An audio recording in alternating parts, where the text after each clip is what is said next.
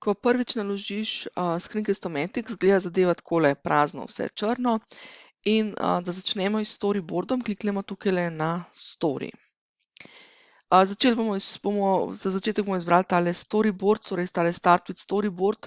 Zdaj Start with Script je v bistvu samo druga oblika storyboarda, pa bom v nadaljevanju pokazala samo to, da bo lažje razumljivo. Skratka, začnemo s klikom na Start with Storyboard in potem nam ponudi 3 različne opcije. Tukaj bomo za začetek začneva s blank storyboardom. Zdaj, storyboard je sestavljen iz teh sekcij, ki jih lahko dodajamo takole prosto, tako da kliknemo na Add Section. Drugače pa tudi vmes, recimo, ko že imamo mogoče postavljene kakšne sekcije, dodamo lahko še dodatno sekcijo takole s klikom na tele 3 pikice, pa potem Add Section Left ali Right. Pa sekcije seveda se da tudi premikati, tako da v bistvu potem, če kasneje ugotoviš, da bi bilo kakšno drugačno zaporedje primernejše, seveda lahko kadarkoli premikamo oziroma premikaš. Na teh pikicah se da tudi posamezno sekcijo zbrisati, tako da v bistvu dokaj enostaven način.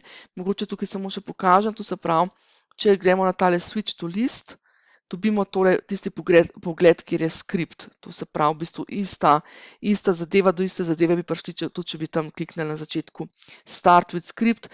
To je dejansko samo drugačna oblika pogleda, tako da tukaj spet kliknemo nazaj na mrežo. Zdaj pa, kar je bistveno za gradnjo posamezne video lekcije, to se pravi, ena video lekcija predstavlja en tale dokument, tako da v bistvu je smiselno že od začetka graditi zadevo na ta način, da v enem dokumentu, torej v enem tem projektu, tukaj imamo Enter Video Project Name, v enem projektu damo torej eno lekcijo, pa recimo, da je tole lekcija 1, nima niti veze kaj in kako. Potem pa začnemo enostavno graditi to našo lekcijo. Skratka, tukaj v bistvu lahko pišemo pod skript, pišemo govor. Imamo dovolj prostora, tako da se da tudi uporabljati Enter normalno in vse te zadeve.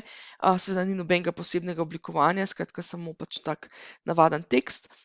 Pod notes običajno damo ideje v zvezi z vizualizacijo, recimo govoreča glava, kjer bomo dodali še to pa to in tako naprej.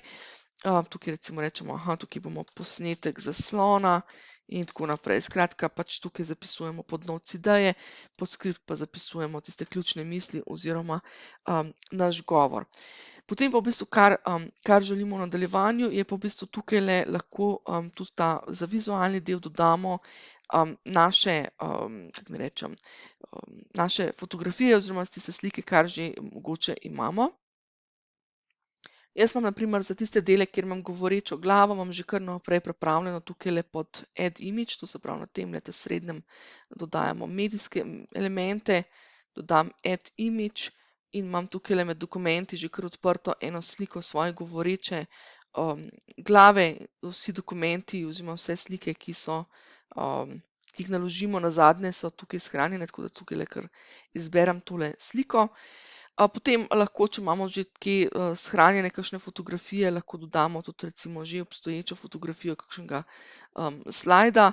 Drugače pa najbolj enostaven način do tej fazi storyboardinga pravzaprav samo delamo tukaj screenshote. Tako da v bistvu program Screencast-O-Matic ima noter tudi orodje za screenshote, tako da v bistvu tukaj pogledamo pod temi orodji, ki jih imamo odprte, je tale Screencast-O-Matic. Če kliknemo z levim klikom, bomo prišli do tega zaslona, kjer nam pokaže, tukaj, če se postavimo na tole slikico fotoaparata, vidimo, da nam tukaj spodaj napiše take screenshot in nam da kombinacijo elementov, s katerimi lahko posnamemo screenshot. Zdaj v mojem primeru recimo je to Shift-Alt-M, kar pomeni, da recimo grem tja, kjer želim posnetek zaslona. Zdaj jaz bom to skočila kar na moje namizje, pa bom klikala oziroma slikala tole rožico.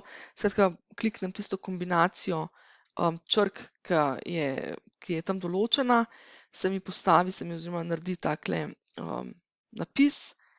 in jaz v bistvu naredim tukajle pač potegnem enostavno z miško, potegnem tisti del, ki je aktualen. Zdaj v tej fazi mi itak samo zbiramo materiale, tako da niti ni pomembno, da je to zelo perfektno. Se vrnem nazaj v skrinko Istomatic in recimo, da v tem delu želim dodati sliko pač neke ideje, ki sem jo zdaj, tisto, kar je trenutno v tej fazi samo šele ideja, ni še pač lepa dokončna slika. Dam add image in enostavno vsak screenshot, ki ga naredimo, se takoj v tisti fazi da v clipboard, tako da če torej v to odložišče začasno, tako da če kliknem tukaj clipboard, bo tale rožica, ki sem jo pravkar pofotkala oziroma poskrinšotala, se bo prilepila tukaj noter.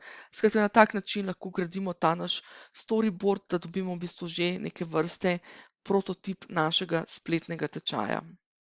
Ko zložimo zadeve za posamezno lekcijo skupaj, samo kliknemo tukajle na dan in se vrnemo tukajle na levo zgoraj pod Back to Video Projects.